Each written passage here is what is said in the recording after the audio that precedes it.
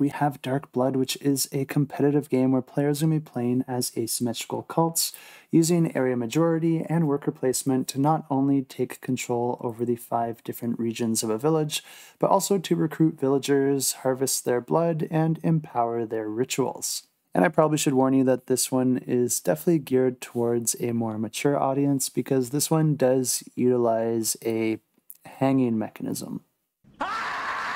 But this is a game that plays over 5 rounds with a random amount of villagers and resources being added to each region each and every round. Players are then going to be taking turns assigning different cultists from their own personal player board out to the various locations out on the main board in order to try and get the majority in a specific area to have first dibs on the various actions there. The different actions could allow you to collect the resources at that location, which you can then spend with another action in order to upgrade the various options on your personal player board. But you can also use actions to convert peasants at a location to a cultist, which you can then use on a future turn. But if you feel like your cult is already big enough, you might rather want to just sacrifice that peasant in order to harvest their blood, which you can then use to power up the various actions on your board. Or like I mentioned before, you can also choose to hang peasants in order to gain Dark Favor, which I believe is used to corrupt areas of the main board, which does allow you to spawn your monstrosity, which can help you in a variety of different ways. After the players have performed all their actions, the game actually has a bidding round where players are going to be bidding their available blood in order to gain influence and control over each of the particular locations.